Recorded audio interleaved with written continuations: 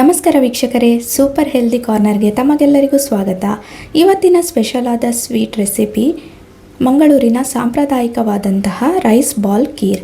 ಇದನ್ನು ಕೊಂಕಣಿಯಲ್ಲಿ ಗುಳಿಯಾಂಜಿ ಖೀರ್ ಅಂತ ಹೇಳ್ತಾರೆ. ಎಲ್ಲರಿಗೂ ಇದು ತುಂಬಾ ಹೆಲ್ದಿ ಆದಂತಹ ಸ್ವೀಟ್. ಹಾಗೆ ಬಾಣಂತಿಯರಿಗೆ ಹಾಗೂ ಹಾಲುಣಿಸುವ ತಾಯಂದಿರಿಗೆ ಹಾಲಿನ ಪ್ರಮಾಣವನ್ನು ಇದು ಹೆಚ್ಚಿಸ್ತದೆ. ಹಾಗಾದರೆ ಈ ರೈಸ್ ಬಾಲ್ಸ್ ಪಾಯಸ ಯಾವ ರೀತಿ ಮಾಡೋದಂತ ಇವಾಗ ನೋಡುವ. ಚಾನೆಲ್ನ ಸಬ್ಸ್ಕ್ರೈಬ್ ಮಾಡಲಿಲ್ಲ ಅಂದರೆ ದಯವಿಟ್ಟು ಸಬ್ಸ್ಕ್ರೈಬ್ ಮಾಡಿ, ಹಾಗೆ ಸಪೋರ್ಟ್ ಮಾಡಿ. ಇಲ್ಲಿ ನಾನು 1 ಕಪ್ನಷ್ಟು ಇಡ್ಲಿ ರೈಸ್ ತೊಗೊಂಡಿದ್ದೇನೆ. ಇದನ್ನು 4 ರಿಂದ 5 ಗಂಟೆಗಳ ಕಾಲ ನೆನೆಯಲಿಕ್ಕೆ ಇಟ್ಟಿದ್ದೇನೆ. ಇಂತಹ ಕಪ್ಪಲ್ಲಿ ನಾನು ಅರ್ಧ ಗ್ಲಾಸ್ ತೊಗೊಂಡಿದ್ದೆ. ಹಾಗೆ ಅರ್ಧ ತೆಂಗಿನಕಾಯಿ, ಇದು ದೊಡ್ಡ ತೆಂಗಿನಕಾಯಿ, ಅದಕ್ಕೋಸ್ಕರ ಅರ್ಧನೇ ತೊಗೊಂಡಿದ್ದೇನೆ. ಸಣ್ಣ ತೆಂಗಿನಕಾಯಿ ಇದ್ದರೆ 1 ತೆಂಗಿನಕಾಯಿ ಬೇಕಾಗುತ್ತೆ. ಹಾಗೆ ಓಲೆ ಬೆಲ್ಲ ಎಷ್ಟು ಬೇಕು ಸ್ವೀಟ್ ನೋಡಿಕೊಂಡು ನೀವು ಹಾಕ್ಕೊಳ್ಬೇಕು. ಹಾಗೆ 3 ಏಲಕ್ಕಿ, ಹಾಗೆ ಉಪ್ಪು ರುಚಿಗೆ ತಕ್ಕಷ್ಟು ಬೇಕಾಗುತ್ತೆ. ಇವಾಗ ಅಕ್ಕಿಗೆ ಸ್ವಲ್ಪ ಉಪ್ಪು ಸೇರಿಸಿಕೊಂಡು ಇದನ್ನು ಚೆನ್ನಾಗಿ ಗಟ್ಟಿಯಾಗಿ ಕಡೆದುಕೊಳ್ತೇನೆ. ಸ್ವಲ್ಪ ನೀರು ಹಾಕಿದರೆ ಸಾಕು. ನೋಡಿ, ಈ ರೀತಿ ಗಟ್ಟಿಯಾಗಿ ಕಡೆದುಕೊಳ್ಬೇಕು. ಸ್ವಲ್ಪ ತೆಳ್ಳಗಾದರೆ ರೈಸ್ ಪೌಡರ್ ಮಿಕ್ಸ್ ಮಾಡಿಕೊಂಡು ಗಟ್ಟಿ ಹದ ಮಾಡಿಕೊಳ್ಳಿ. ಇವಾಗ 2 ಟೀ ಸ್ಪೂನ್ನಷ್ಟು ಅಕ್ಕಿ ಹಿಟ್ಟನ್ನು ಸಪ್ರೇಟಾಗಿ ನೀರು ಹಾಕ್ಕೊಂಡು ಕಲಸಿ ಇಟ್ಕೊಂಡಿರ್ತೇನೆ. ಇದು ಕೊನೆಯಲ್ಲಿ ಬೇಕಾಗುತ್ತೆ. ಇವಾಗ ತೆಂಗಿನ ಹಾಲನ್ನು ತೆಗೆದುಬೇಕು. ಮೊದಲಿಗೆ ದಪ್ಪಗಿನ ತೆಂಗಿನ ಹಾಲನ್ನು ಸಪ್ರೇಟಾಗಿ ತೆಗೆದು ಇಟ್ಕೊಂಡಿರಬೇಕು. ಇವಾಗ ಈ ತೆಂಗಿನಕಾಯಲ್ಲಿ ನನಗೆ 1 ಗ್ಲಾಸ್ನಷ್ಟು ದಪ್ಪ ತೆಂಗಿನ ಹಾಲು ಸಿಕ್ಕಿದೆ. ಇದನ್ನು ಸಪ್ರೇಟಾಗಿ ಇಡ್ತೇನೆ. ಹಾಗೆ ಮತ್ತೊಮ್ಮೆ ಅದೇ ತೆಂಗಿನಕಾಯಿ ಹಿಂಡಿದ್ದೇನಿದೆ ಅದಕ್ಕೆ ನೀರು ಹಾಕ್ಕೊಂಡು ಗ್ರೈಂಡ್ ಮಾಡಿಕೊಂಡು ತೆಳ್ಳಗಿನ ತೆಂಗಿನ ಹಾಲನ್ನು ತೆಗೆದಿದ್ದೇನೆ. ಇಲ್ಲಿ 1 ಗ್ಲಾಸ್ನಷ್ಟು ತೆಳ್ಳಗಿನ ತೆಂಗಿನ ಹಾಲು, ಹಾಗೆ 3 ಗ್ಲಾಸ್ನಷ್ಟು ನೀರನ್ನು ಸೇರಿಸಿಕೊಂಡು ಇದನ್ನು ಕುದಿ ಬರಲಿಕ್ಕೆ ಬಿಡ್ತೇನೆ.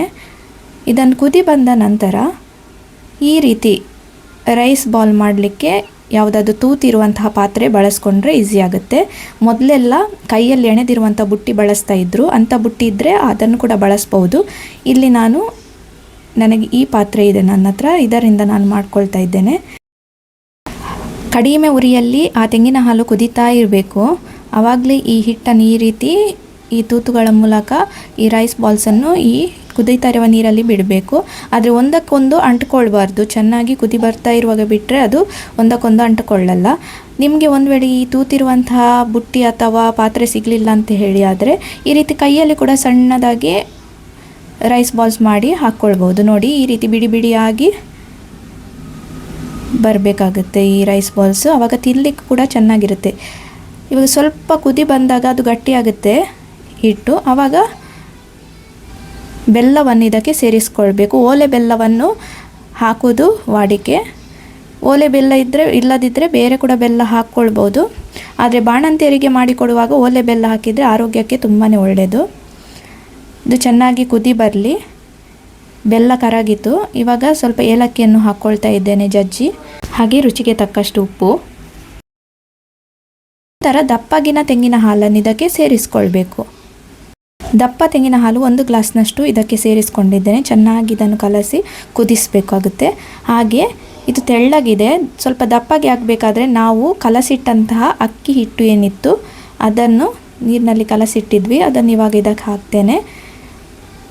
ಇದು ಖೀರ್ ದಪ್ಪ ಆಗುತ್ತೆ. ತುಂಬ ತೆಳ್ಳಗಿದ್ರೆ ಸ್ವಲ್ಪ ಜಾಸ್ತಿನೇ ಹಿಟ್ಟು ಕಲಸಿ ಇದಕ್ಕೆ ಹಾಕ್ಕೊಂಡ್ರೆ ದಪ್ಪಗಾಗುತ್ತೆ. ಇದು ಇವಾಗ ಕುದಿ ಬಂತು. ರೈಸ್ ಬಾಲ್ಸ್ ಕೂಡ ಚೆನ್ನಾಗಿ ಬೆಂದಿದೆ.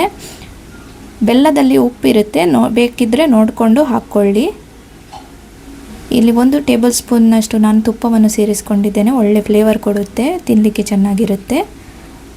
ರೈಸ್ ಬಾಲ್ಸ್ ಖೀರ್ ರೆಡಿ ಆಯಿತು. ಟೇಸ್ಟ್ ಮಾಡ್ಕೊಳ್ತೇನೆ. ತುಂಬಾ ಟೇಸ್ಟಿಯಾಗಿ ಬಂದಿದೆ, ತುಂಬ ಹೆಲ್ದಿ ಕೂಡ. ವಿಡಿಯೋ ನೋಡಿದ್ದಕ್ಕೆ ಥ್ಯಾಂಕ್ ಯು. ಸಬ್ಸ್ಕ್ರೈಬ್ ಮಾಡಿ.